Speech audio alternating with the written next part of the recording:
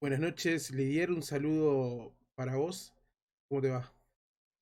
Buenas noches, Jonathan. Bien, bueno, bastante feliz de haber podido salir de allá, ¿no? Pero bien, todo tranquilo. Bien, para los que no lo conocen, Lidier es un joven cubano que se vino a vivir a Uruguay y descubrió aquí en Uruguay, o participó aquí en Uruguay de una manifestación frente a la Embajada de Cuba, una manifestación tranquila, la verdad, totalmente pacífica, pero con algunos percances que después le costaron. Bueno, todos los problemas que tuvo. Contanos un poco, Lidier, empezá un poquito, sin extenderte mucho. em, bueno, ¿cómo fue tu proceso? O sea, el momento en el que vos decidís irte de Cuba, o si siempre quisiste salir de Cuba, o se te apareció la oportunidad, cómo llegaste a Uruguay, qué fue lo que encontraste, un poco para que la gente sepa cómo se ve el Uruguay desde los ojos de un cubano. Bien, bueno, yo crecí en una familia donde prácticamente nadie emigró hasta edades donde ya yo era adulto, ¿no? Porque cuando yo era niño sí solo emigró una hermana de mi padre con su esposo y creo que uno o dos tíos de mi padre, pero esas personas emigraron en los años 80 y yo nací en el Buen cubano. 85, o sea que no lo llegué a conocer como tal, yo era muy chico, no los recuerdo. Y después en toda mi familia nunca hubo así personas que emigraran y no había ese ambiente en mi alrededor donde yo me crié, donde yo nací, no había ese deseo de emigrar como tal. Soy de un pequeño pueblo que se llama Cruces, en el centro sur de Cuba, en la provincia de Cienfuegos, un pueblo de campo. Y bueno, o sea, yo vivo en el campo, ¿no? A las afueras del pueblo. Y bueno, en ese ambiente como que no, nunca tuve esa ansiedad, ¿no? De irme de Cuba. Incluso estando en la universidad, habían personas que sí ya lo tenían decidido y nunca fue mi intención hasta luego cuando comencé a despertar, ¿no? Y a conocer ciertas cosas y comencé a sentirme ahogado, frustrado en Cuba al ver que en realidad vivía en una burbuja que se me reventó al conocer otras realidades, ¿no? Cuando empecé a conocer por internet y por algún que otro video que llegaba en un memory stick y uno veía que un testimonio desgarrador de alguien que había sido víctima del régimen y uno no se podía creer que esas cosas pasaran porque siempre te decían que Cuba era un paraíso, que todo era muy, muy bonito y que fuera de Cuba era donde único había grandes problemas de que los estados maltrataban a los ciudadanos, etcétera, etcétera, las injusticias y demás. Y entonces comencé a ver Hacer una una serie de cosas que me preguntita, hicieron. perdona que te interrumpa, pero eh, me parece importantísimo lo que vos estás contando. ¿Qué piensa el cubano, por ejemplo, sobre Estados Unidos? ¿Qué piensa sobre Europa? ¿Y qué piensa sobre el resto de América Latina? El cubano promedio. El cubano promedio sigue todavía hoy enchufado a la televisión nacional. Y la televisión nacional de Cuba es censura y adoctrinamiento, propaganda todo el tiempo, de que Estados Unidos es malo y Cuba es bueno, de que todos los países de América Latina son lo peor del mundo y que en Cuba está todo lo mejor del mundo y todo lo que los países de América Latina desean lograr. Y con respecto a Europa, aproximadamente lo mismo, porque generalmente solo te hablan de los conflictos que hay en España, Italia, Francia. O sea, más allá de eso, en la televisión nacional siempre te están bombardeando con todo lo malo que hay del mundo y todo lo bueno que hay de Cuba. Incluso lo bueno que hay de Cuba, digamos, entre comillas, porque hay muchas cosas que es información manipulada, información poco creíble, o sea, o te presentan un buen ejemplo de, pero hay 70 malos ejemplos de, igual en Cuba, entonces Mm. yo creo que la mayoría de cubano promedio hoy todavía sigue faltándole información y sigue faltándole poder tener la oportunidad de desprogramarse. ¿Y qué pasa con, porque evidentemente hay un flujo de cubanos que están saliendo de Cuba, y están volviendo a visitar a sus familiares y todo lo demás? ¿Qué le dicen estos cubanos que vienen a visitar? ¿Qué absorbe el cubano de lo que le dicen sus parientes que estuvieron afuera o conocidos o lo que sea? Yo creo que en ese sentido la mayoría ve que el pariente que emigró siempre tiene una mejoría. Ahora, ¿qué pasa? Que ahí entonces después entiende que vienen las diferencias de lo que es la filosofía de vida y el concepto de lo que es la felicidad para cada quien, ¿no? pero la mayoría entiende de que fuera de Cuba, la mayoría de los cubanos logran lo que nunca hubieran podido lograr en sus vidas en Cuba. O sea, un cubano que migra en 4 o 5 años logra más que lo que logró en 30, 40, 50 años en su vida en Cuba. Y no estamos hablando de lo que siempre repiten, ¿no? Esa retórica de grandes lujos, consumismo, bla, bla, bla. No, no. Vivir dignamente, tener un plato de comida y poder pagar un alquiler o llegar a tener un techo propio. Bien, ahí vamos a otras preguntas más que me interesan muchísimo sobre Cuba, porque acá se habla mucho de Cuba. Cuba es, bueno, el paraíso socialista, ¿no? Está todo joya en Cuba. Entonces, vamos a revisar un poco esas cosas que se dicen acá. Primero que nada, en Cuba, ¿la salud es gratuita, como se dice? Bueno, la salud no es gratuita en ningún lugar del mundo, porque alguien lo paga. Claro. Entonces, en Cuba la salud es pública. Mm. Y sí, es Pero, pública.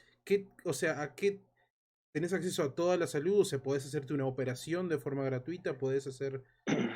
Sí, en ese sentido sí, tienes derecho a todos los servicios de salud, tratamientos del cáncer, operaciones de cualquier tipo. En ese sentido sí, es una salud universal, pero luego entran las carencias y demás, ¿no? Pero sí, sí es universal y es a cualquier tipo de tratamiento.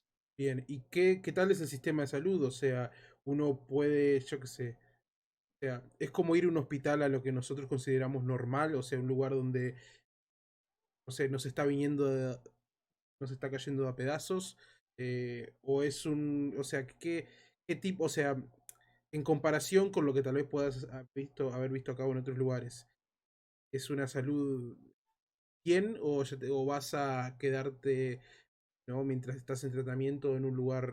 Digo, he escuchado distintas versiones, entonces quiero saber cuál es la tuya. Bueno, mi versión es acá nunca he estado en la salud pública, pero de lo que he visto acá, que mi prestador de salud es uno de la media, es muy diferente a lo que vi allá. Lo que vi allá, vi lugares con muy pocas condiciones, lugares que tú llegas y no esperas que la higiene que te encuentras es la que deba existir en un centro de salud, sobre todo en los sanitarios, ¿no? Que vas y está todo roto, no hay agua, no se puede hacer una correcta higiene de los sanitarios y hay unas salas donde hay muchísimas personas y tienen que ir a esos baños con esas malas condiciones y se complica el tema de la higiene, ¿no? Y podrán buscar en internet que hay muchísimas historias que después los ultradefensores vienen y te dicen que eso son patrañas, que es manipulación, que eso es, ¿no? Pero si si se ponen a buscar, van a encontrar muchísimos ejemplos y está difícil fabricar dos ejemplos, ¿no? Claro. Contame un poco más. A ver, ya sabemos que hay libertades que no existen, como la de asociación o, qué sé yo, formar partidos políticos, todo lo demás. Pero por lo general eso en la vida de las personas comunes y corrientes que se dedican a lo suyo y no les interesa mucho el tema, por ejemplo, político, eso tal vez no tenga un impacto tan notorio. Pero contame, por ejemplo, cómo es el acceso del cubano promedio a las cosas como tú decías, la vivienda, la alimentación, em, qué sé yo, las cosas que una persona generalmente necesita para vivir, para tener una calidad de vida básica. Tampoco, digamos, óptima ni nada por el estilo, pero lo básico. Sí. Es muy limitado, sobre todo ahora bueno, es que Cuba no ha salido de una crisis para entrar en otra, o sea, prácticamente se ha estado en crisis todo el tiempo, sobre todo desde que Cuba perdió la conexión con la Unión Soviética, que era quien mantenía todos los derroches que se han hecho en Cuba. Y desde los 90 para acá, que se terminó ese flujo de dinero sin fin, ha sido una crisis continua. O sea, el famoso periodo especial fue una ultracrisis agravada, pero luego de eso se sigue en crisis porque cada tanto desaparece un tipo de producto. Estamos hablando de productos básicos, o sea, no sé, pasta dental, champú, desodorante, cosas así que son necesarias para la higiene y la salud. Un cepillo dental simplemente, o sea, cosas muy básicas que a veces no existen y demoran 2, 3 meses en llegar, el aceite para cocinar, el mismo jabón para uno bañarse, o sea, son cosas básicas que a veces no la hay, en un momento determinado aparece y son esas colas que habrán podido ver muchos en internet la foto, y después se pierde 2, 3 meses y después así. Y así mismo pasa con el arroz, los porotos, que nosotros somos mucho de comer arroz, porotos y algún tipo de carne. Básicamente la mayoría de los cubanos come arroz, porotos y algún tipo de carne. Y eso es bastante difícil porque hay lugares donde escasea, sobre todo en las ciudades. En los lugares de campo no es tan, pero en las grandes ciudades sí escasea y sobre todo no es lo que escasea, sino también los precios, que son altos cuando estamos hablando de personas que cobran de 20 a $60 al mes. Sí, sí, bueno, uno pensará, bueno, pero si cobran tan poco, seguramente con esa plata haces un montón de cosas, ¿no? Pero por lo que me han Para dicho no nada. es tan así, no es que te rinda tanto el dinero.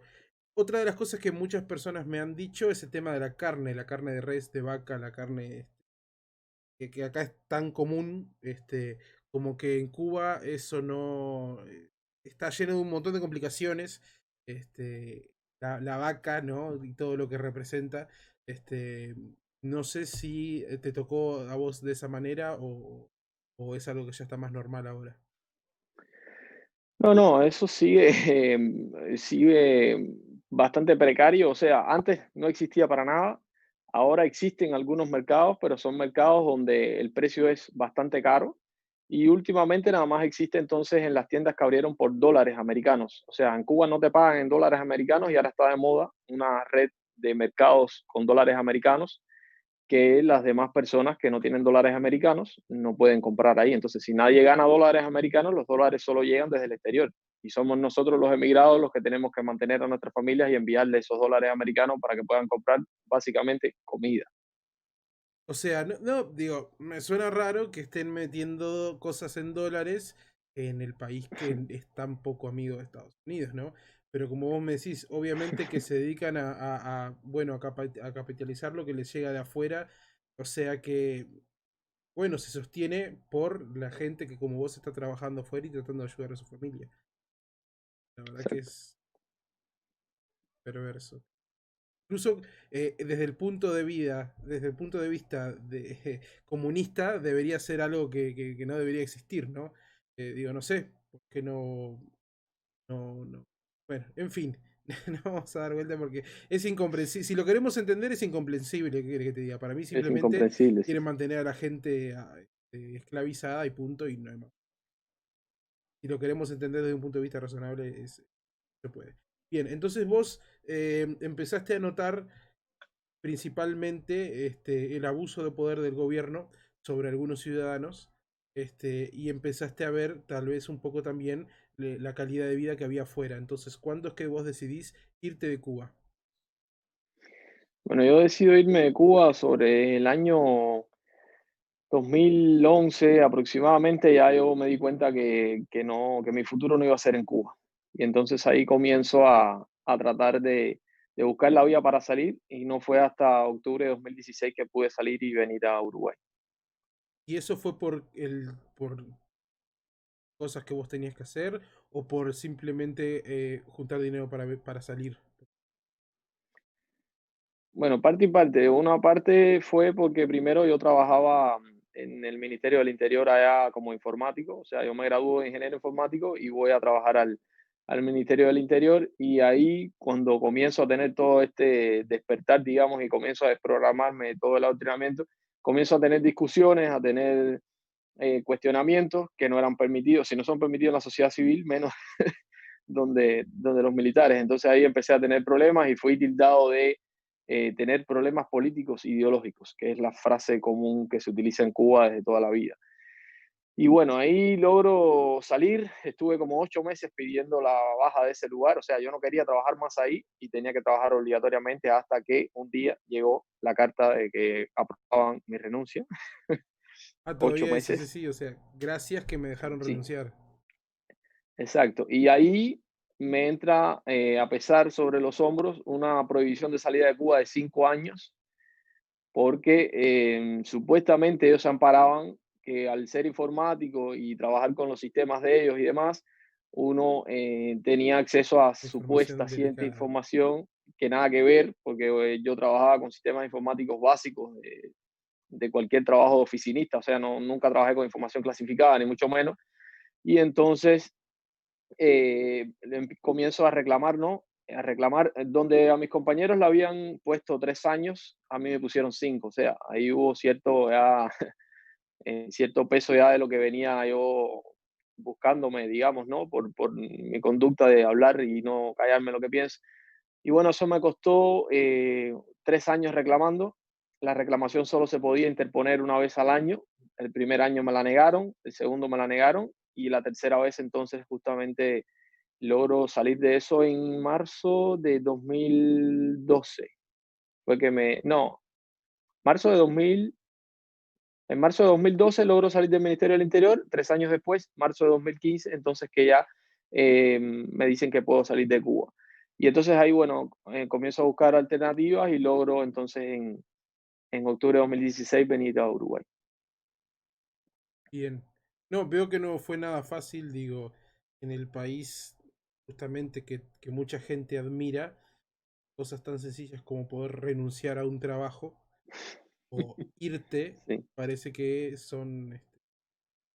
La verdad, me gustaría que, o sea, acá en esta conversación tendríamos que tener dos o tres estos, amantes del régimen, de estos que viven ahí en Bolchevideo, con sus remeritas del Che Guevara y sus rastas, sentados acá escuchándote. Pero bueno, Pero harán que, oídos pero que no sordos. sean de los que fueron a agredirnos a la embajada en 2 ocasiones. No, sí, Que esos sean un eran de... poquito menos violentos. Claro, sí, sí. Bueno, pero viste que ellos justifican la violencia como forma de expresión, ¿viste? Y como Sí, sí, sí. nuestro pensar es un acto violento hacia lo que ellos quieren construir, bueno, hacen una regla matemática ahí y suman dos manzanas y le da un piñazo a la cara. Entonces, bueno.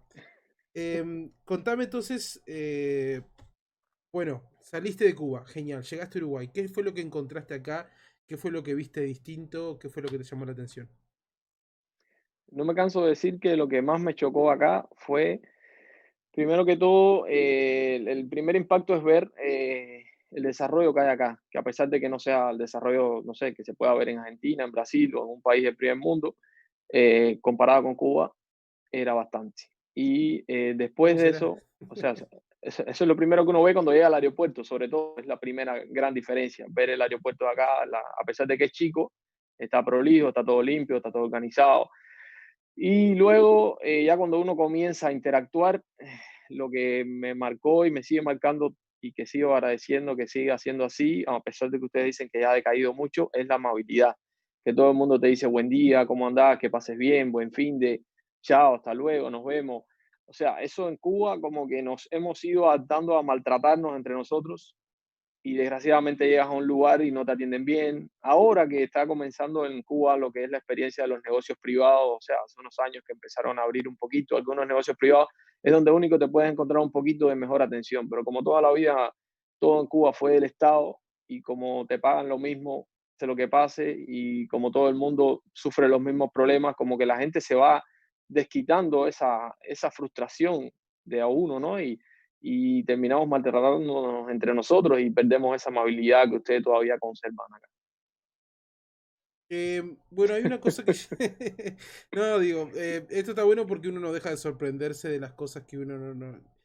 Bien, vamos ¿Le por parece la... normal? Claro, sí. claro, vamos por la primera, el tema de la infraestructura. Para los que nos vean de afuera, Uruguay es un país muy atrasado en infraestructura, comparado con otros países de América Latina. Somos un país que tiene pocos edificios grandes, pocas obras destacadas y poco modernas. Tenemos el Estadio Centenario hace 100 años y está más o menos igual que cuando lo hicieron. Ahora Peñarol agregó un estadio y esa es toda la novedad. Así que para que Uruguay es un pueblo en la mayoría de otros países. Aún así vos me decís que eso se destaca en comparación con Cuba. ¿Qué es lo que vos no, o sea, cuál es la diferencia principal? ¿Vos crees que es em, porque, bueno, la inversión de capital o la forma en que ese capital se utiliza? Y el tema es que en Cuba inversión de capital como que digamos que no existe, porque prácticamente nadie puede aplicar para hacer un negocio, o sea, no hay esa libertad de emprendimiento que hay acá. Entonces, acá es muy común ver donde cada tanto un almacén, un mercado, un centro comercial, una tienda, o sea, toda la avenida de 18, que a pesar de que ya ahora con el tema este de los grandes centros comerciales ha perdido digamos, su referencia, ¿no? Pero es el sentido ese de ver, no sé, ver más actividad, más movimiento. También yo vengo de una provincia del centro sur, o sea, no soy de la capital del país y vengo a Montevideo, que es la capital de acá, y bueno, cuando voy al interior noto la diferencia que hay de Montevideo al interior, Claro. obviamente, ¿no? Pero tampoco es una diferencia que vos digas que el interior está hecho bolsa y Montevideo es el primer mundo, digo. Es cierto que por ser No, una ciudad no, más grande tiene más consumo, se mueve más la economía, pero tampoco es una cosa del otro mundo. Pero, claro, yo por lo que vos me decís, yo me imagino un país bueno, sin incentivo, creo que es la mejor forma de definirlo, ¿no? Sin incentivo para crecer, sin posibilidades tampoco, porque eso es evidente. sí. Entonces, claro, como vos decís, voy a trabajar con el mínimo esfuerzo porque total no voy a ganar más si me esfuerzo, ni voy a transformar nada, ni nada por el estilo. Em, yo he notado, algo que mucha gente dice, eh, comenta sobre los cubanos, es que son tal vez un poco toscos para hablar o que gritan mucho. Yo no sé si es una cuestión cultural o si está relacionado con lo que vos me decís. Esto de muchas veces de enfrentar, de hablar medio fuerte, como imponiendo, como... No sé si es una cuestión cultural o es una cuestión o sea, una cuestión cultural como cualquier país puede tener su forma de hacer las cosas, o si está relacionado con lo que vos me decís de este maltrato que hay entre las poblaciones. Yo creo que es una consecuencia de la degradación social también, porque yo recuerdo mis abuelos que eran personas súper amables, súper educados, nada de falta de respeto, o sea, y entonces de a poco la sociedad se ha ido degradando en ese sentido de toda esa frustración acumulada, de todo. Y entonces acá ustedes son como que muy tranquilos en el sentido de comparados con nosotros, ¿no? Nosotros culturalmente tendemos a escuchar música un poco más alta, aunque hay personas que no les gusta la música alta, personas que no saben ni siquiera bailar reggaetón o salsa, de la misma forma que acá hay uruguayos que no toman mate y no les gusta el fútbol. Pero, pero sí tenemos tendencia a hablar alto. Eso sí, tenemos una tendencia de hablar alto, sobre todo mucho más que ustedes, y también de dirigirnos un poco, que a veces ustedes piensan que nosotros estamos discutiendo entre nosotros y simplemente estamos hablando así de una forma que parece Claro, chocante para ustedes, agresiva, y nosotros simplemente estamos, no sé, desarrollando una conversación normal. claro. En lo que vos me decís, en la parte que tiene que ver con el régimen y todo lo demás, una de las cosas que yo creo es que también es importante que vos mantengas a la población creyendo, no creyendo que están siendo oprimidos, sino creyendo que, ¿no? O sea, vos tenés que estar orgulloso y tenés que ser defensor y tenés que ser peleador y tenés que ser gallito, como se dice, de que, bueno, justamente o sea, si la gente nota que está siendo oprimida, nota que está siendo subyugada todo el tiempo, obviamente que la gente tarde o temprano se va a rebelar. Pero creo que también un Exacto, poco de esa psicología se juega también, ¿no? Como vos decís, todo el resto del mundo está horrible, en otros lados pasa cualquier cosa. Nosotros acá estamos a full con el régimen y viviendo la patria y gracias al Che Guevara y a Fidel y no sé cuánto. Entonces, bueno, vos tenés que mantener a la gente con la frente bien en alto para que no se den cuenta de que están sometidos. exacto. Es así, te lo van fabricando ahí en tu mente a un momento de que no tienes, te creas, como decía hace un rato, te creas una burbuja donde crees que es tu realidad la única que existe en el mundo y que estás ahí protegido por ellos de toda la crueldad del mundo exterior. Bien. Fuera de lo cultural, como vos mencionabas, de parte social, ¿qué otra cosa notaste en Uruguay o fuera de Cuba? El desarrollo tecnológico, sobre todo, y bueno, acá en ese sentido, Uruguay, a pesar de que, como decía, no es un referente de lo que es en la vida diaria, por ejemplo, sí, aunque sí lo es, digamos, tecnológicamente en el tema del acceso a Internet y demás. Por ejemplo, pagar un ómnibus con una tarjeta magnética, eso para un cubano es algo del otro mundo. Claro. Y cosas así, ¿no? Después todo el tema este del transporte por aplicaciones, que bueno, que para ustedes es relativamente nuevo, pero bueno, yo llegué acá en 2016 cuando justamente Uber estaba casi que arrancando y son cosas que llegué y pude experimentar así de pronto, ¿no? Luego todo el pago digital, o sea, toda la facturación electrónica, todo eso ha sido, o sea, toda la parte tecnológica es un impacto bastante grande porque uno arranca por acá en las pensiones normalmente. Uno llega y tiene que ir a un residencial donde viven varias personas además y lo primero que chocas es que tienes ahí internet todo el mes, ilimitado, con una velocidad que nunca soñaste en Cuba. Entonces, creo que después de todo lo que te había contado, el impacto de la tecnología es lo otro más notable. Bien. Contame un poco respecto bueno, las cosas que en Cuba no hay referente a lo político, ¿no? ¿Notaste acá cuando vos viniste la diferencia del hecho de, por ejemplo, que uno puede opinar o puede criticar el Estado o puede viajar, ir y venir del país o todas estas cosas? Em, ¿Eso vos lo notaste cuando llegaste o fue algo que si no lo investigabas no te ibas a dar cuenta? Lo noté cuando llegué porque en la primera empresa que trabajo había un grupo de muchachos jóvenes, informáticos todos, y bueno, se ponía el informativo a la hora de almuerzo y siempre entraban a debatir, ¿no? Y ahí uno iba viendo cómo había personas que eran de una corriente política determinada, otros incluso no eran ni militantes de ningún partido, otros no eran militantes, pero sí defendían la tendencia a un partido determinado. Y eso no hacía, a pesar de que tuvieran una visión diferente y que discutieran, eso no hacía que fueran enemigos a muerte, ni de que ya se miraran mal o se tuvieran, no sé, cierto aspereza. Y entonces eso a uno también le va chocando, porque en Cuba esos son temas tabú. O sea, no se puede hablar de política porque primero te cuesta y porque segundo han metido en la cabeza de la gente que es mal visto hablar de política. Te dice, ah, ya este está hablando boberías, ya está hablando basura, olvídate de eso, no toques ese tema.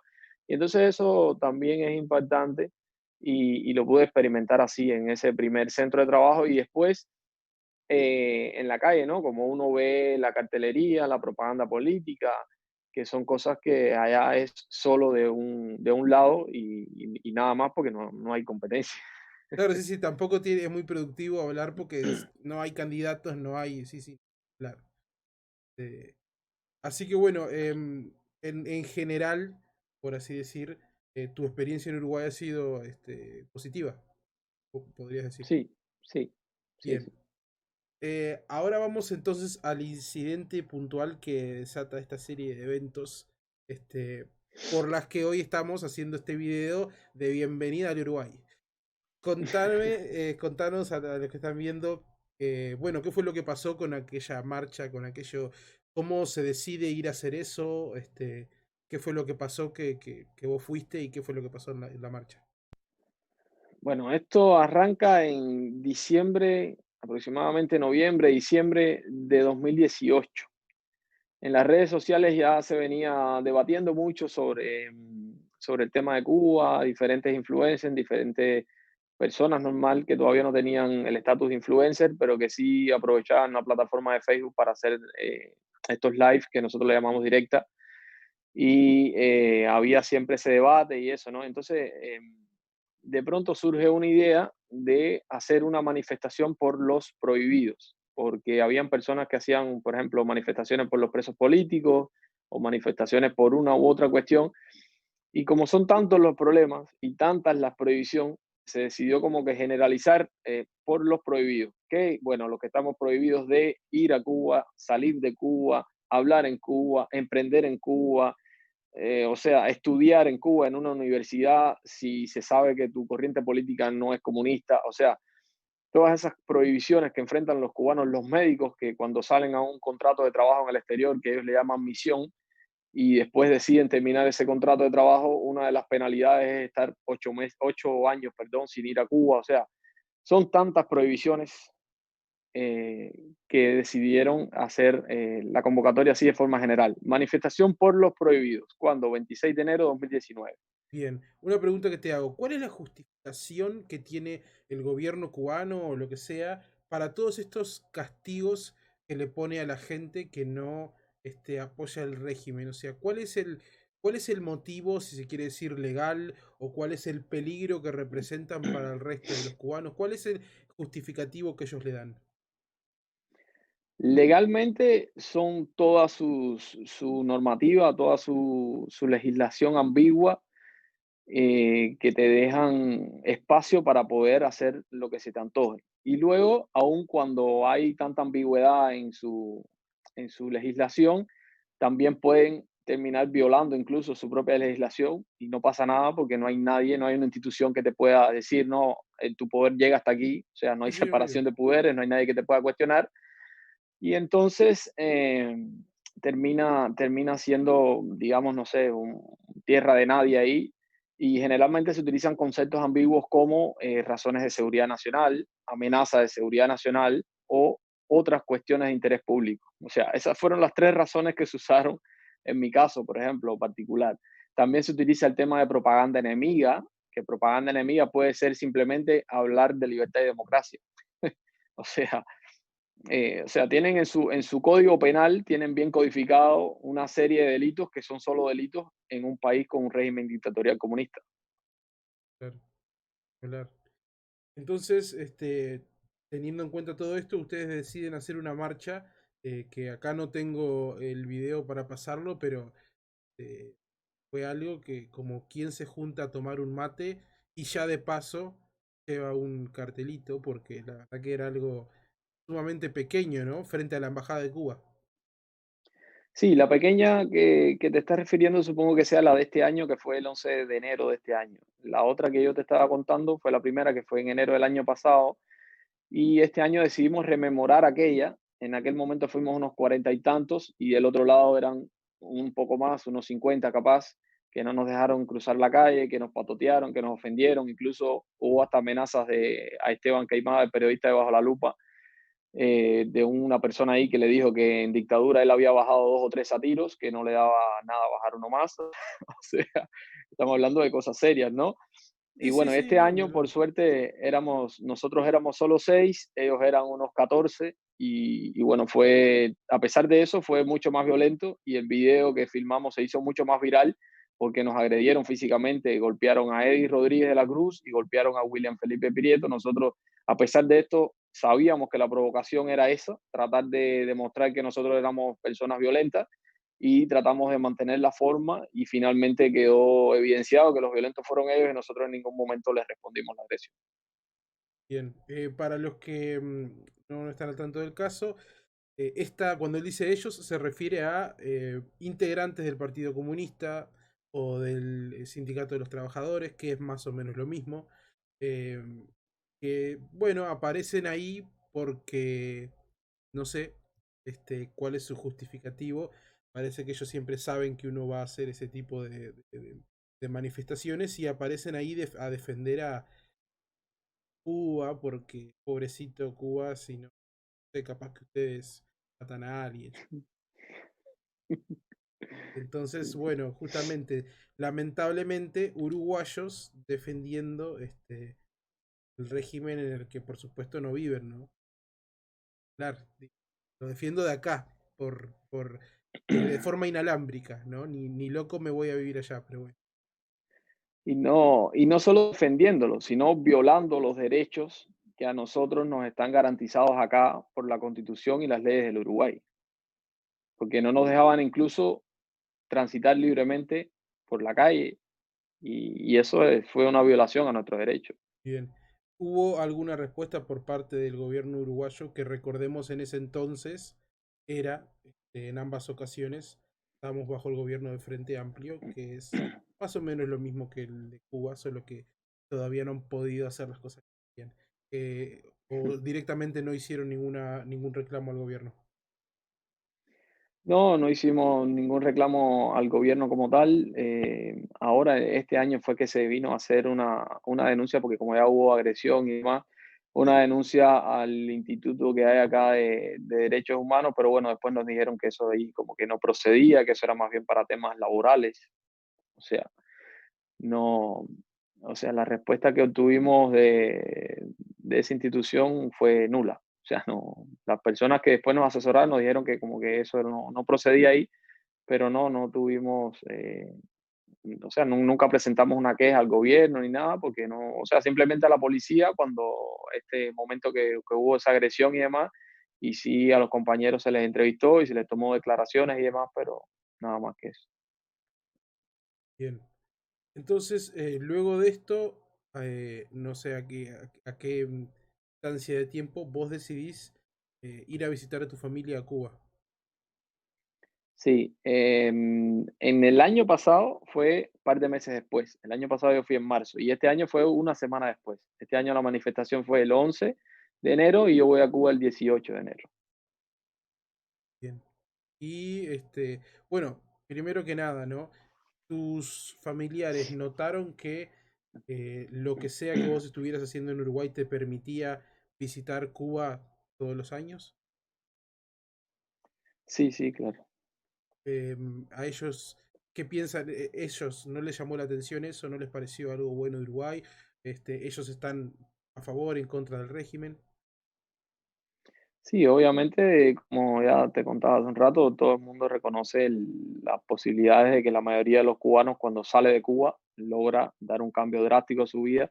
Incluso, además de eso, de uno mantener su vida acá y desarrollarse por acá, también logra ayudar económicamente a la familia y bueno, como ya decías, ir a Cuba de vacaciones y demás.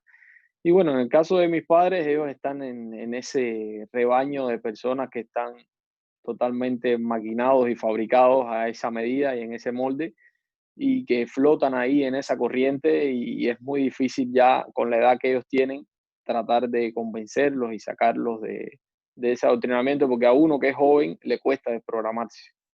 Claro. Imagínate a ellos que han vivido toda su vida. Entonces vos fuiste para allá, estuviste con tu familia, todo genial. ¿Cuál es el momento en el que vos te enterás que, bueno, tienen retenido? Sí, el momento que me entero de eso fue el día 17 de febrero, cuando voy a regresar con mi esposa, nos disponíamos a regresar y en el momento que voy a hacer digamos, yo hice el check-in, entregué mis maletas, todo bien, y en el momento que voy a hacer el cruce de frontera como tal, ya que vas a pasar al área esa que es considerada como zona internacional, ahí es donde me dicen que no puedo abandonar el país, que tengo una prohibición de salida del país. Te querés matar ahí. Sí, sí. Sí, no. Está. Y bueno, ¿y qué pasó? Digo, o sea, te fuiste por tus medios, te detuvieron, ¿qué fue lo que pasó? Sí, ahí me dicen que debo acompañarlo a una oficina. Lo primero que hace es sacarme el teléfono. Sucedió una cosa muy curiosa. Él así rápido acerca su teléfono al mío y le da como un toque así. Y cuando yo intento de ahí manipular el teléfono, ya mi teléfono no funcionaba. No sé si fue pura casualidad, magia, qué pasó, que no pude ni siquiera apagar mi teléfono. Y él insistía, no, pero yo no hice nada, yo no hice nada. Y yo, bueno, no sé si hiciste o no, pero mi teléfono lo tengo hace un año y nunca le había pasado esto. En fin, lo puse encima de una mesa, alejado, y me sientan en una silla donde él se identifica, me dice que es el mayor Ángel, que era el jefe de inmigración del aeropuerto, y que en el sistema había saltado una prohibición de salida sobre mí y que yo debería averiguar cuál era mi situación legal, si debía algo con la justicia y demás. Yo le digo que no, que yo estaba consciente de por qué me estaba pasando esto y que esto no era más que una represión por mi forma de pensar. Y él me dice que esa palabra como que le ofende un poco, ¿no? Digo, bueno, si usted tiene, porque dice que le recordaba los campos de concentración de los nazis y demás. Yo le digo, bueno, si usted tiene problemas con el español y los sinónimos, es su problema. Esto es represión y tortura psicológica y de ejemplos te puedo poner muchos más graves. O sea, pero no, le dije, queda tranquilo que yo sé quiénes fueron los artífices de esto, porque el 31 de enero, estando en Cuba, yo fui citado por la policía política del régimen y ahí me hicieron esta amenaza. Justamente me dijeron, te podemos prohibir la salida de Cuba, incluso te podíamos haber prohibido la entrada si hubieras permanecido más de 24 meses fuera de Cuba, pero como no era el caso, yo nunca he estado más de 24 meses fuera de Cuba y eso hace que no pierda mi derecho de residencia allá. Y entonces por esta razón ellos dicen que no podían negarme la entrada al país. Vamos a Porque hacer si, una mira, pausa sí, ahí, sí, porque ahí hay una frase que me partió las orejas. Si está más de 24 meses, ¿cómo es? A ver. si Esto estás es algo más de inaudito. 24 meses fuera de Cuba, pierdes el derecho a la residencia en Cuba y por tanto el derecho a todas tus propiedades. Si tienes una casa la perdiste, todo lo que tengas lo perdiste, no puedes heredar, o sea, pierdes todo. Y para Perdés la poder recuperar ciudadanía esos derechos, prácticamente. sí, te queda la nacionalidad, digamos, no sé si vamos a Claro, sí, separar esos sí, términos bueno, sí, ahí. sí. Y cuando, para poder recuperar esos derechos tienes que hacer un proceso, espero no partirte las orejas ahora, de repatriación. Sí, sí, me imagino que contará con un poco de educación y adoctrinamiento, ¿no? Porque para sacarte toda esa contaminación que traes de afuera. Sí, sí, no, no, no. Entonces, nada, me dice esto este hombre, ¿no? De que, o sea, estas personas de la policía política, que estuve publicando en estos días en mi perfil de Facebook las fotos de de los tres que estaban presentes ese día, y me dicen que me podían haber prohibido la salida, o sea, la entrada a Cuba, y que en esta ocasión podían incluso prohibirme la salida, pero que por ahora no lo iban a hacer, que como que me iban a dar otra oportunidad para que yo pensara, para que, viste que son muy buenos y te aconsejan, viste, son muy La buenos verdad, amigos. Y gente, entonces, amigo del alma. y cuando fui a salir, ya me encontré con esto, entonces no sé, a día de hoy no sé qué fue lo que provocó de que ellos cambiaran esa actitud, de que me habían hecho la amenaza y me dijeron que no lo iban a hacer y finalmente lo hicieron. No sé si en el primer momento que me lo dijeron ya lo estaban pensando y simplemente fueron irónicos, hipócritas, no sé, pero terminó siendo así. Y entonces ahí, bueno, y voy para el centro de la ciudad, consigo un taxi y regreso a mi provincia. Ahí esperé hasta el lunes 17. Eso fue sábado 15 de febrero. Y espero hasta el lunes 17 y voy a ver a uno de estos personajes de la policía política, Giovanni León, que fue uno de los que expuse en mi Facebook. Aparte, Y perdona, allí, policía política. sí, ¿En sí. qué consta ese oficio o ese trabajo? Últimamente o sea, estamos usando este término porque el término normal es seguridad del Estado. Entonces, cuando tú dices seguridad del Estado, no te suena mal, porque Claro. sí, está, hay que proteger el Estado, pero no es más que una policía política. Entonces, se llama Departamento de Seguridad del Estado, DSE, son las tres siglas, y ellos se dedican a todo lo que tenga que ver con preservar el orden institucional del Partido Comunista de Cuba y todas sus instituciones que tienen funcionando. O sea, ellos son los, digamos, los espías de la contrainteligencia, la especialidad de ellos es contrainteligencia, y la mayoría trabaja vestido de civil y Son andan por como ahí el atendiendo. FBI o la CIA, una cuestión así. mm, Son alumnos de la KGB, así que Bien, está de la perfecto. vieja escuela. Bien. Entonces, ellos andan siempre vestidos de civil y atienden diferentes esferas, educación, salud, deporte, o sea, están en todos lados, en todos los centros de trabajo siempre hay alguien que atiende ese centro de trabajo y está verificando qué persona habla, qué tipo de cosas, qué comportamiento, si publica algo en redes sociales, si se expresó de determinada manera, si habló algo que puede ser peligroso, si está tratando de conspirar para reunirse con alguien. O sea, están todo el tiempo ahí vigilando a toda la población cubana y ese es su principal trabajo. Y bueno, en el caso de nosotros, los que hacemos este tipo de activismo, también ahora últimamente tienen ejércitos de este tipo de personas que lo que se dedican es a monitorear nuestras redes sociales. Qué genial. No, aparte me encanta porque vos decías que le ofendió al tipo y que dijo que lo estabas comparando con los nazis, que eran socialistas también. Hay gente que no se olvida, se hacen los giles, ¿no? Porque la palabra nazi es un invento para ocultar el verdadero significado. El partido se llamaba Nacional Socialista y fueron aliados de Stalin durante parte del conflicto, hasta que Stalin obviamente buscando sus propios beneficios, es que se pelea con Alemania. Pero qué curioso que no se haga notoriedad de que, bueno, nazis también eran socialistas. Entonces, bueno, ahí vos dijiste, acá me clavaron, no me muevo más de acá de Cuba. ¿Qué fue lo que vos pudiste hacer y en qué momento lograste, bueno, destrabar eso? Bueno, yo como te venía contando, del día 15 al 17, yo sí comuniqué en mis redes sociales y le expliqué a los diferentes compañeros que hacen activismo acá conmigo lo que me había sucedido, pero no me puse a hacer, digamos, denuncia con un Facebook Live ni cosas como esa, porque tenía la esperanza de que el lunes 17, cuando fuera allí, esto fuera nada más que algo para asustarme, ¿no? Como para dejarme claro cuál era la posición y que iba a ser algo de una semana, un mes. Entonces no quise tensar demasiado la situación para ver si no se molestaban más, ¿no? Y llego allí en la mañana y solicito hablar con este personaje y me dicen que no me podían atender hasta las 4 de la tarde. Yo le digo, no, mira, a mí me pasó esto y esto y esto y yo necesito una respuesta urgente. Y el muchacho que estaba ahí me dice, no, pero mira, yo acá solo estoy de guardia y yo sé lo que te pasó porque esta mañana acá todo el matutino en Cuba es muy normal en la mañana, bien temprano, antes de comenzar la jornada laboral, hacer un matutino donde se habla de las noticias, la actualidad del mundo, todo, viste, la política siempre está ahí. Y entonces ahí el tema del matutino ese día fui yo. Y entonces este muchacho me dice, no, no, sí, yo sé lo que te pasó, tú fuiste el tema del matutino hoy, pero ellos no te pueden dar una respuesta hasta las 4 de la tarde. Estamos hablando de 8 de la mañana. Y yo vivo en un pueblo que está a 30 kilómetros de ahí. Tuve que pasarme todo el día en la ciudad por ahí haciendo tiempo hasta que llegara a las 4 de la tarde. Cuando voy allí, le exijo a este funcionario, como decía, se llama Giovanni León, que es el funcionario de inmigración que atiende la zona donde yo vivo y que a la vez colaborador de la seguridad del Estado. Me dice que él no me podía dar ningún documento porque yo voy allí exigiéndole que me dé un documento firmado, legal, donde diga por qué se me está prohibiendo la salida de Cuba, desde cuándo y hasta cuándo. Este documento me fue negado a pesar de que yo fui allí amparado en la Constitución de Cuba, artículo 53 o 54, si mal no recuerdo, que establece que todo ciudadano tiene derecho a exigir toda la información que sea generada sobre él de las entidades del Estado.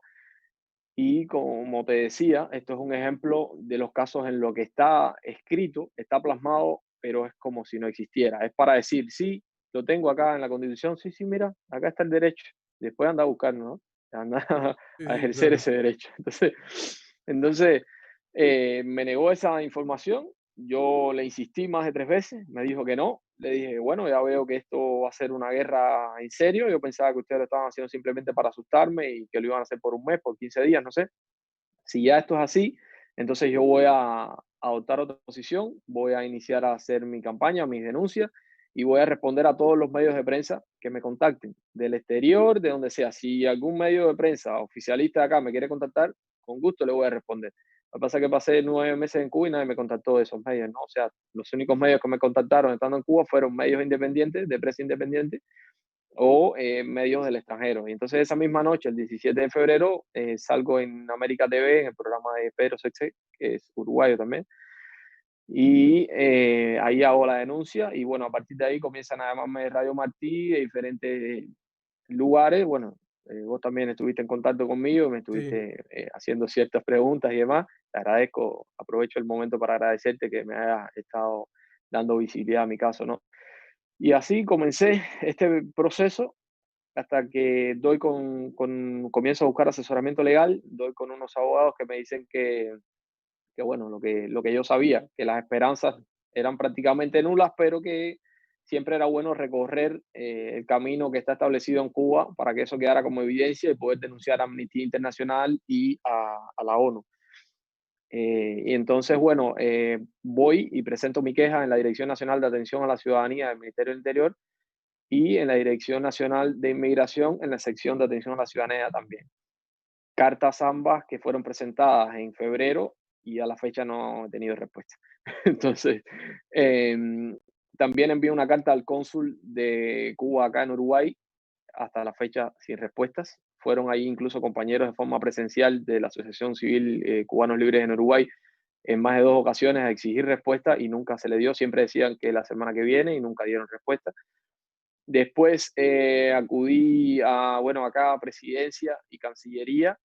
En Presidencia me derivan a Cancillería y en Cancillería sí, entonces me conforman un expediente, le dan a mi esposa todos los datos del sistema para darle seguimiento en línea al expediente y bueno, ahí íbamos monitoreando cómo el expediente pasaba de una oficina a Claro. otra. Porque tu esposa estaba en Uruguay o tu esposa pudo volver a Uruguay.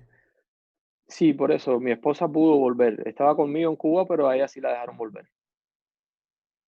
Bien, todavía eso. Entonces, sí, entonces, nada, fuimos monitoreando este expediente, fuimos tratando de ver con diferentes contactos, amistades que teníamos por acá, que a ver qué tipo de influencia podían hacer. Los muchachos acá comenzaron a hacer activismo, hicieron una manifestación de las más grandes que se han visto acá nuevamente en la embajada. Hablaron muchachos nuevos que nunca habían ido allí y que decidieron romper el miedo, e ir y dar la cara porque se solidarizaron conmigo de la forma que yo anteriormente me solidaricé con otras víctimas y por eso había participado en las manifestaciones, ¿no? Y luego, bueno, también presenté para, una vez más, ¿no? Como decía, recabar toda la información posible y demostrar cómo son ellos y cómo funcionan. Fui, a pesar de que mucha gente lo ha demostrado, bueno, a mí me tocaba demostrar mi vivencia, ¿no? Fui a la sede del Partido Comunista de mi municipio, en Cruces. Fui a la sede del Partido Comunista de mi provincia, en Cienfuegos. En los dos lugares entregué una carta al secretario de cada lugar y hasta la fecha sin respuesta. Después escribí también carta al cónsul o embajador, no recuerdo bien, de Uruguay en Cuba. Nunca tuve respuesta. O sea, la embajada de Uruguay en Cuba nunca tuve respuesta. Todo fue por acá, pues mediante Cancillería, todas las gestiones que pude hacer. Y también comencé a demandarlos en los tribunales, en el Tribunal Provincial de Cienfuegos, la provincia donde resido. Puse una demanda por daños y perjuicios donde recogía todos los daños morales que se estaban causando a mi persona porque me estaban tratando como un criminal, como un delincuente, y eso afecta a mi moral, tanto a mi nivel de mis amistades, de mis vecinos. O sea, las personas generalmente piensan, bueno, si le pasó eso es porque algo hizo. Claro, claro. Entonces, entonces, presenté esta demanda por daños y perjuicios y además económicamente toda la pérdida que me estaban causando porque ya entré a perder plata de mi salario porque ya estaba ausentándome acá en Uruguay. Y así comencé este largo proceso que desgraciadamente entra el tema de la pandemia y los tribunales cierran. Me dicen que primero cometen un tecnicismo. Yo presento la demanda por derecho propio y ellos me la rechazan de plano y me dicen que debió haber sido presentada con un abogado, cuando en realidad la ley de Cuba establece de que te deben dar 1 o 2 días, creo, de plazo para que presentes un abogado. En vez de hacerme notificación, simplemente me tuvieron una semana esperando respuesta para después, al último día de la semana, decirme que era rechazada porque no había presentado abogado. O sea, ahí se veía la intención de dilatar el proceso.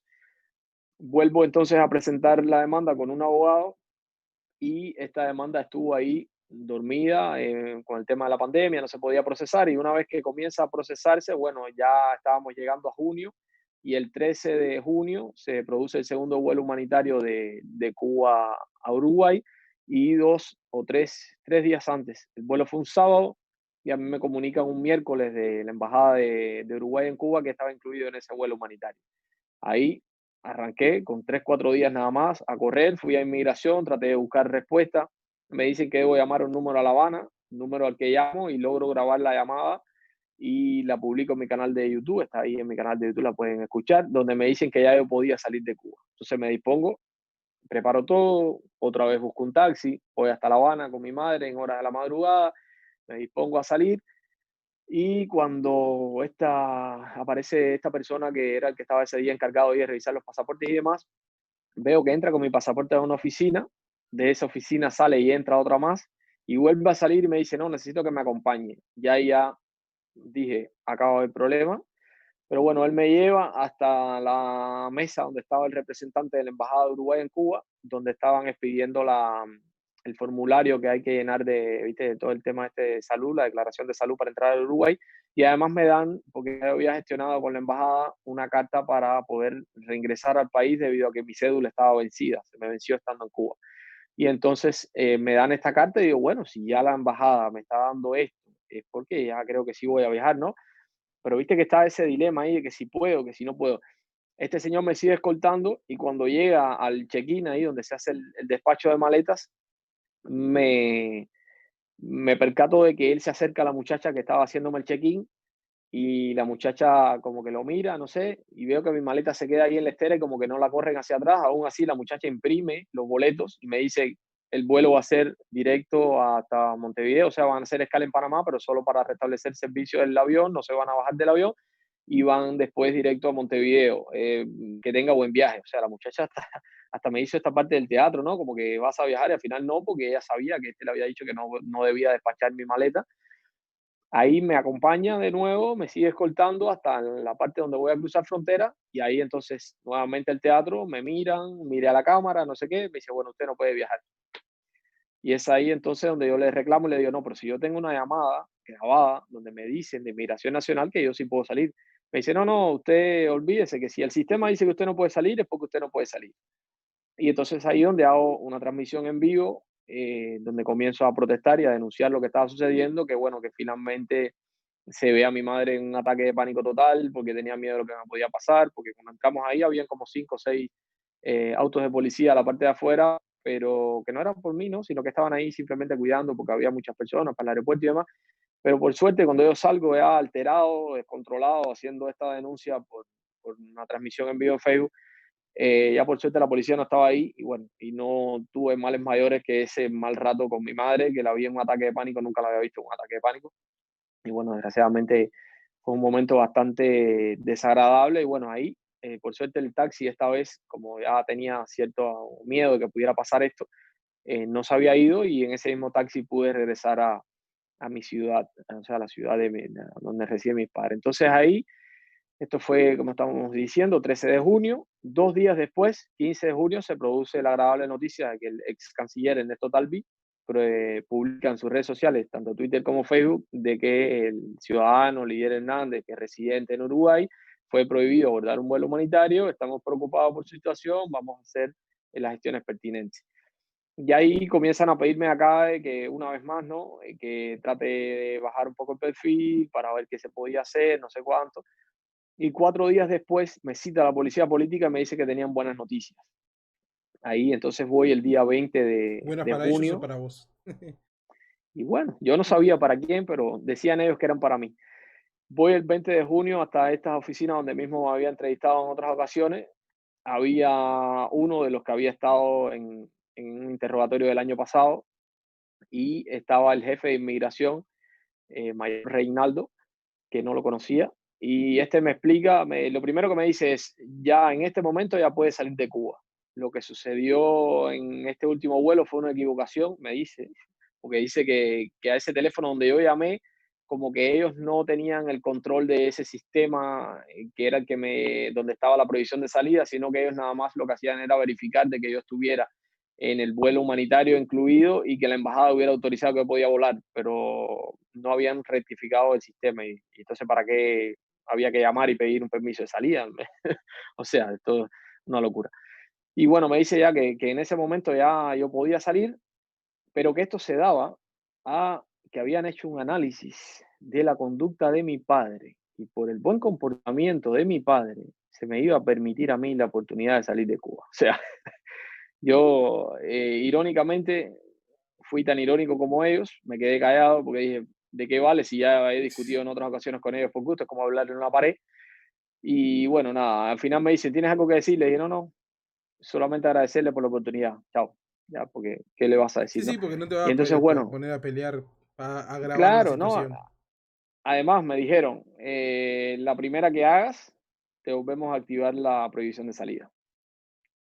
No me quedaba otra. Ahí tuve que bajar perfil. No pude publicar más en mi cuenta de Facebook ni Twitter, aunque me escudé detrás de la cuenta de Somos Más Uruguay, que es otro movimiento político cubano al que pertenezco.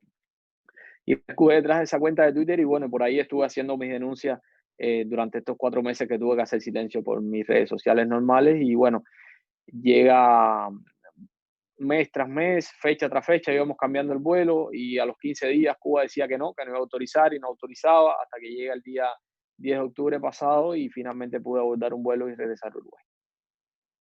Qué locura. Se cuenta en Eh, unos 10 minutos, pero fueron 8 meses de ansiedad, de Estás loco. estrés, de Sí, sufrimiento. sí, sí, sí, ni hablar. Ni hablar, además, siempre con la incertidumbre de si es que vas a poder volver. Sí, no, eso estaba ahí latente y cuando entraba a pensar en eso, ya decía, bueno, entonces, si ya no me van a dejar volver, pues me voy a radicalizar un poco más y tendré que hacer una protesta en algún lugar y tendré que convocar y me llevarán preso y no sé, porque no iba a dejar que me aplastaran así por así. Lo que pasa es que fui manejando la situación siempre que vi alguna posibilidad de regreso. claro. Y contame qué fue lo que sentiste, qué fue lo que pasó por tu mente cuando aterrizas en Uruguay o no sé si viste el aeropuerto de arriba, qué fue lo que pasó por tu mente en el proceso de regreso. El momento más difícil fue el despegue de Cuba. Yo había dejado en mi cuenta, en mi página de Facebook, una programación de una publicación programada para 1 hora después del despegue del vuelo, dar la noticia de forma pública. Algunos amigos que confiables, ¿no? Del activismo y familiares y demás, sí sabían que ya yo regresaba, pero no era público todavía. Y evitando que pudieran en algún momento ellos, viste, que se ponen nerviosos, como se pusieron en febrero. Y bueno, entonces el momento más difícil fue cuando despego de Cuba, cuando ya el avión levanta el vuelo, que digo, bueno, ya ahora sí, ya soy libre y entro a pensar, a mirar los paisajes y pensar de que no los iba a ver más o que cuando pudiera verlos de nuevo. Y ya cuando se va acercando así, que se va dejando de ver la plataforma insular, ya entré a pensar en mis viejos que tienen ya una edad no muy... O sea, ya mi padre tiene 67, mi madre tiene 60, tengo una abuela que tiene más de 80, dos tías que tienen más de 70, o sea, entré a pensar en las personas que uno teme no volver a ver, ¿no?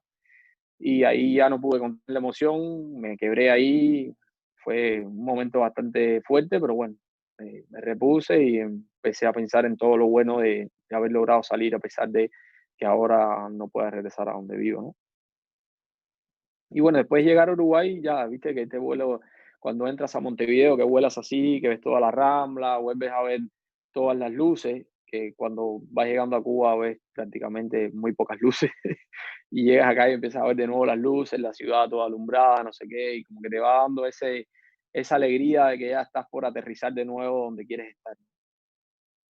Qué bueno, qué complicada una historia de algo que nosotros consideramos tan cotidiano como poder salir y entrar de un país, o más allá de Sí, ahora todo el tema de la pandemia y todos los estar pasando, siempre ha sido algo para nosotros que fue común, digo, lo que tenía que tener era plata para el pasaje, pero después de eso, nunca fue ningún misterio, y cómo a veces uno no valora, y la verdad que cuánto me molesta la gente que defiende y sostiene un sistema como el de Cuba.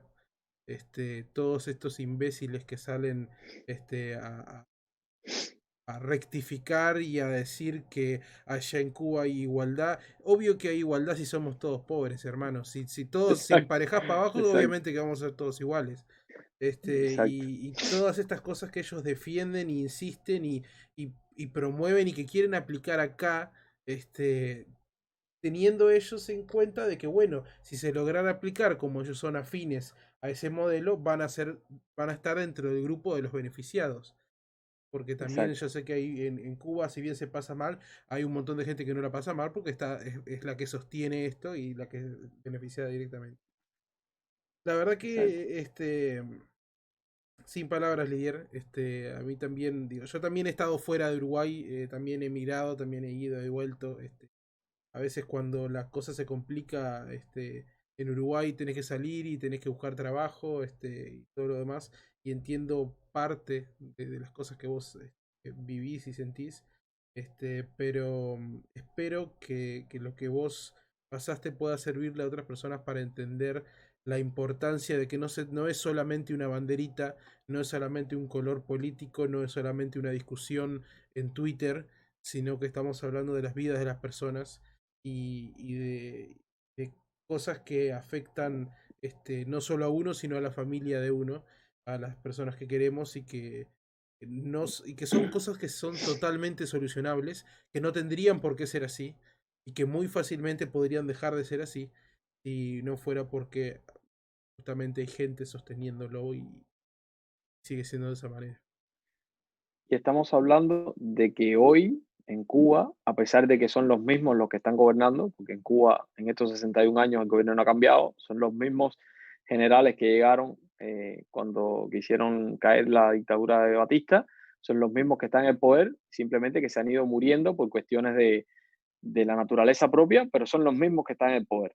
Y entonces esos mismos fueron los que hasta los años, creo que 70 y algo, o 80, no sé, no permitían a los cubanos emigrados regresar a Cuba. O sea, hoy nosotros, a pesar de ser emigrados, somos privilegiados porque podemos regresar a Cuba, bueno, los que puedan, ya yo desgraciadamente no puedo más porque si esta vez que los desafié me pasó esto, si vuelvo a ir, sabe Dios qué me Sí, pueda pasar.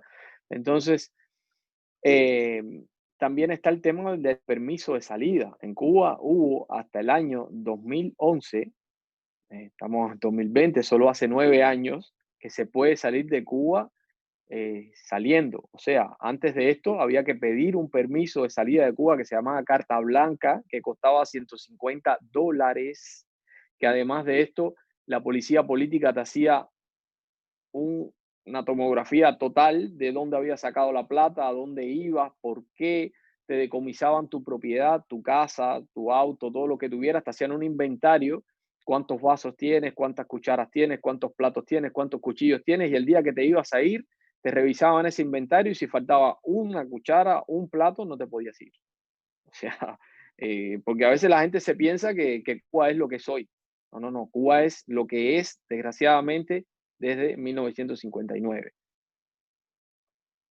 sí, que además digo, me imagino que también debido a la presión internacional y todo lo demás, como que tienen que ir de a poquito adaptando algunas cosas, pero siguen haciendo lo que quieren, y hoy lamentablemente el ámbito internacional, la ONU es un desastre, es también la ONU es una sucursal del comunismo mundial, tremendo, Este pero martes, Cuba fue elegido como miembro del Consejo de la ONU de los Derechos Humanos. O eso te sea, iba a decir, ¿de qué sí. estamos hablando? Sí, sí, o sea, ya Eh, directamente nos estamos, bueno, aceptamos todo, ¿no? Todo vale, todo sirve, sí, todo vale. no, digo, preocupa también el futuro del mundo en el que vivimos, pero bueno, lo importante es, mientras estamos en el transcurso de esta vida, poder, disfrutar aquellos pequeños momentos de felicidad que tenemos y bueno, tratar de ayudar a otros también los puedan experimentar, puedan, bueno, ser libres, ¿no? Estar relativamente bien y bueno, a veces, como vos decís, te jode el hecho de que no lo puedes compartir con tu familia, pero bueno, quién sabe, tal vez hoy no, tal vez mañana sí. Yo Sí. cuando hablé con vos aquella vez, que al poco tiempo que a vos te habían impedido salir, yo dije, bueno, a Lidier no lo tenemos nunca más en Uruguay. Fue un poco Sí, pesimista de mi parte, mucha gente pensó eso, sí. pero Y yo bueno, también me pasó en algún momento por mi cabeza, porque ya te digo, fueron 8 meses de estrés, de ansiedad, donde te invisibilizan porque ellos es como si no existieran, no te responden ninguna carta, ningún reclamo, nada, todo es, te dejan ahí como que no existes. y tampoco te podés hacer el loquito, no podés ir a patearle los tarros porque te No, mandan adentro, así que claro, exacto. tremendo.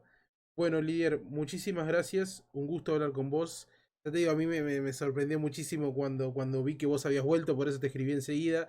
Es como dicen, un pequeño paso para el hombre, un gran paso para la humanidad que poder lograr esto. Y bueno, vamos a seguir en contacto y vamos a tratar de ayudar a que la gente pueda entender estas cosas, pueda darles el valor que tienen, de que, bueno, justamente el hecho de tener algo tan sencillo como la libertad no es algo que hay que dar por sentado porque el día de mañana podríamos no tenerlo si hacemos las cosas. Exacto. Muchas gracias, Lidier. Vamos a terminar la transmisión por Facebook entonces y nos vemos en otra oportunidad. Bueno, muchas gracias a ti una vez más, te digo, como estuviste siempre al tanto y te agradezco una vez más esta oportunidad de poder visibilizar mi situación y poder llegar a tantos uruguayos que quizás estén soñando con cosas que sueñan todavía muchos cubanos, porque simplemente acá también hay personas que les falta información. Igual, nos estamos viendo.